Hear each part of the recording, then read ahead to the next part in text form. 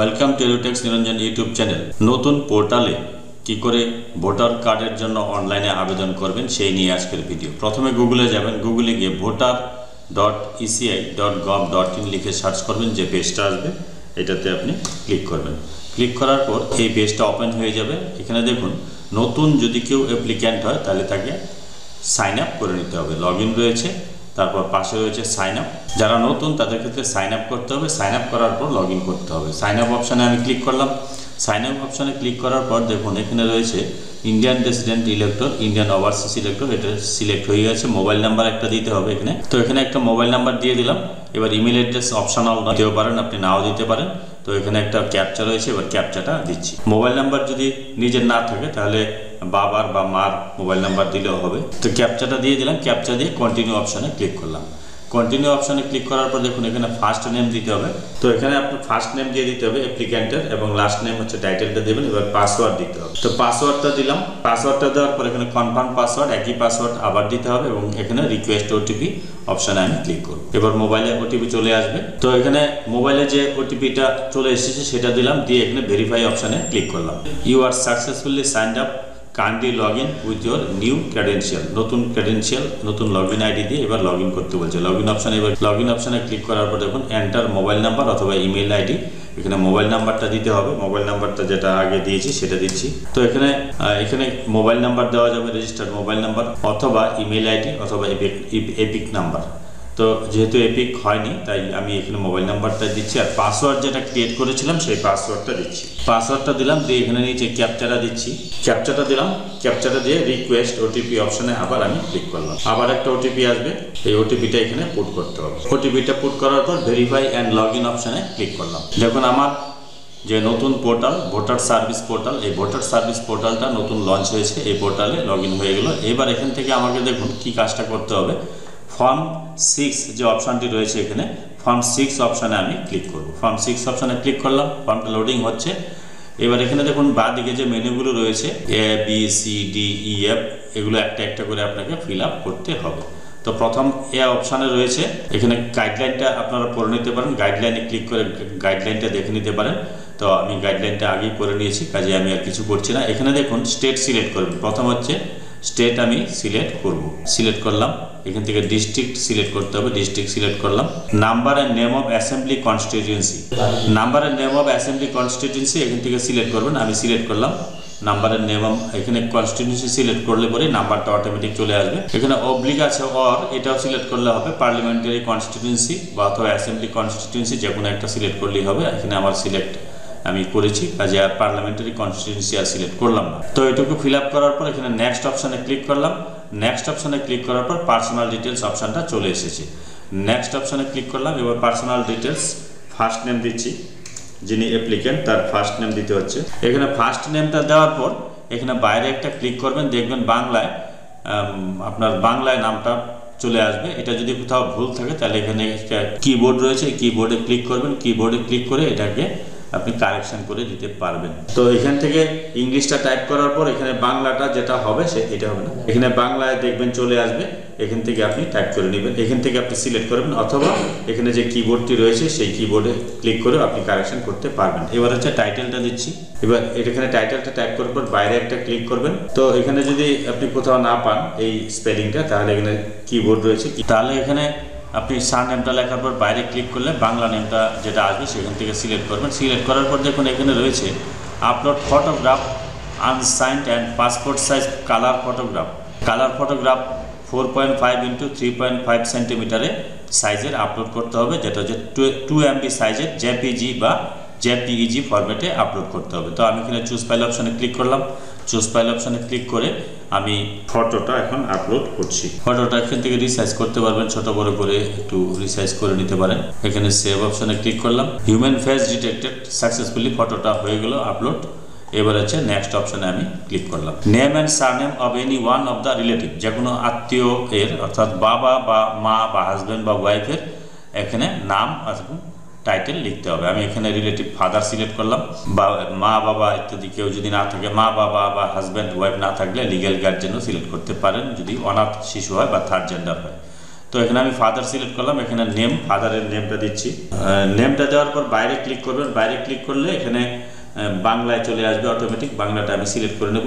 এখন টাইটেলটা লিখছি, টাইটেলটা লেখার পর এখানে বাইরে ক্লিক করলে বাংলায় চলে আসবে, বাংলাটা কিন্তু সিলেক্ট করবেন। তারপরে নেক্সট অপশানে ক্লিক করলাম।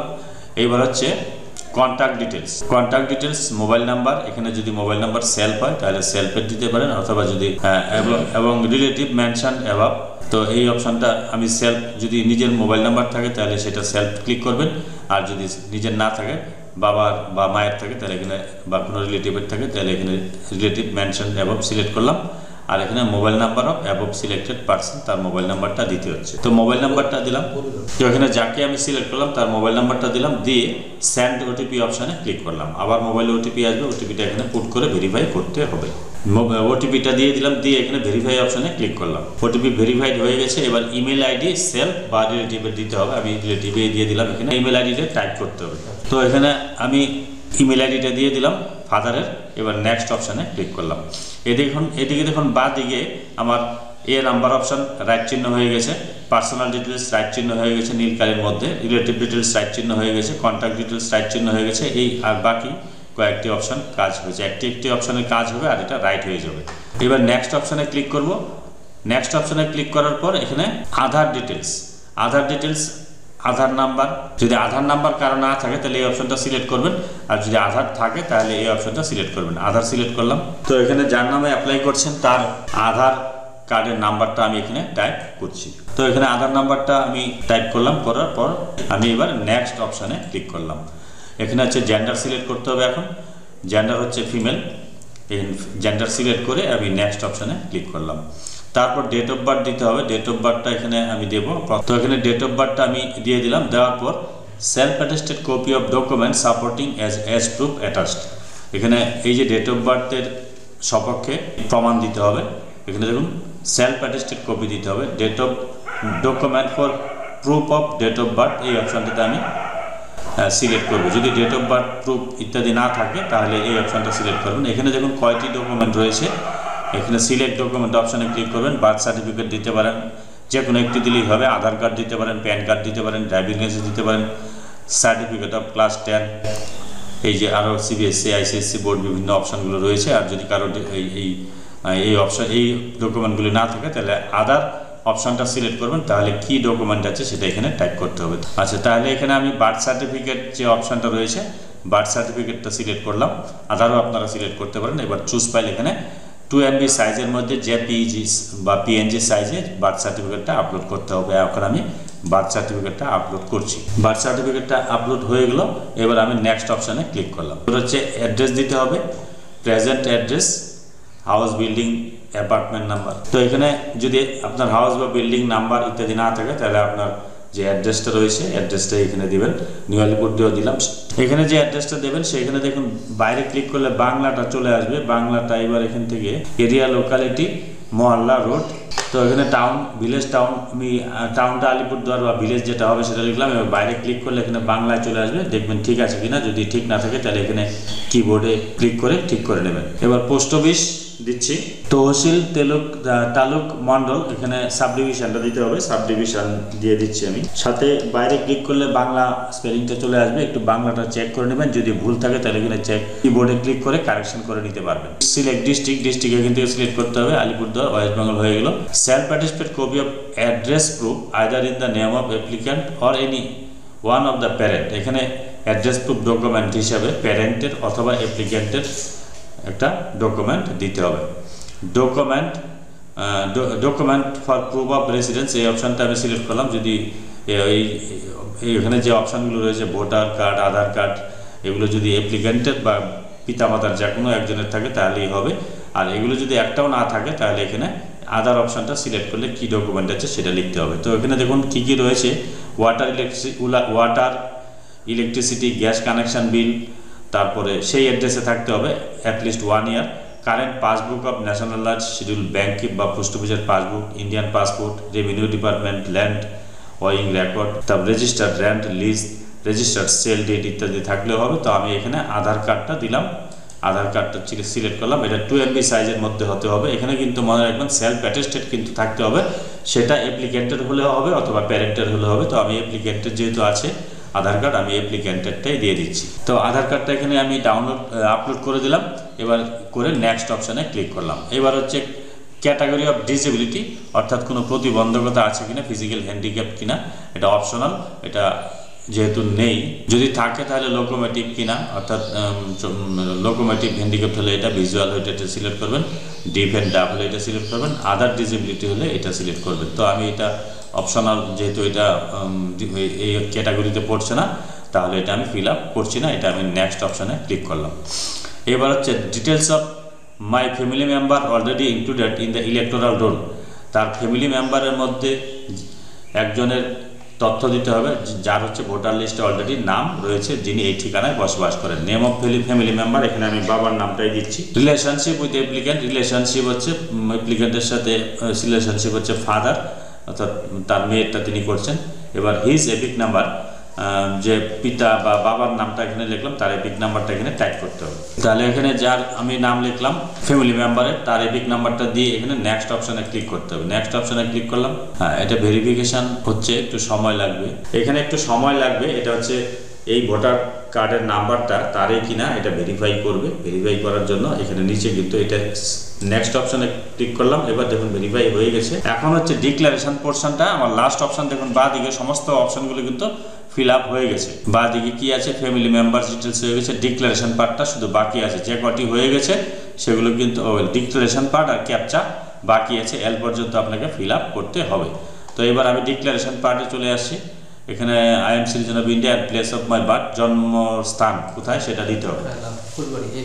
তো জন্মস্থানটা আমি টাইপ করে দিলাম। এখান থেকে স্টেট সিলেক্ট করতে হবে, স্টেট হচ্ছে ওয়েস্ট বেঙ্গল। আর ডিস্ট্রিক্টটা আমি এখান থেকে সিলেক্ট করলাম। করার পর পরের অপশানটা দেখুন, I am ordinarily A resident at the address mentioned at section 18A in form 6 since. আমি এই ক্যান্ডিডেট উপরের ঠিকানায় কতদিন থেকে বসবাস করেন সেই ডেটটা এখানে, সেই মাস এবং সালটা দিতে হবে। তো এখানে আর কিছু করতে হবে না, এখানে প্লেসটা টাইপ করতে হবে। I am aware that making above statement, একটা ডিক্লারেশন রয়েছে। যদি আমি এখানে কোনো ভুল তথ্য দিয়ে থাকি তাহলে আমার 1 বছরের জেল হতে পারে অথবা জরিমানা প্লাস জেল, দুটোই হতে পারে ইত্যাদি। এখানে একটা ডিক্লারেশন রয়েছে। তো এই জন্য আমি একটা প্লেসটা দিয়ে দিচ্ছি, এই ঠিকানায় আমি বসবাস করছি, উনি যতদিন থেকে বসবাস করছেন যে ঠিকানায় দিয়ে দিলাম। এবার যে ডেটে অ্যাপ্লাই করছি সেই ডেটটা এখানে অটোমেটিক নিয়ে নেবে, নিয়ে গিয়ে এখানে আমি নেক্সট অপশানে ক্লিক করলাম। তারপর দেখুন একটি ক্যাপচা রয়েছে, এবার ক্যাপচাটা টাইপ করতে হবে। তো ক্যাপচাটা টাইপ করলাম। টাইপ করার পর দেখুন প্রিভিউ অ্যান্ড সাবমিট দুটো অপশান রয়েছে এখানে। তো এবার আমি প্রিভিউ অ্যান্ড সাবমিট অপশানে ক্লিক করলাম। এন্টার ভ্যালিড ক্যাপচা বলছে, ক্যাপচাটা তো ভুল হয়েছিল।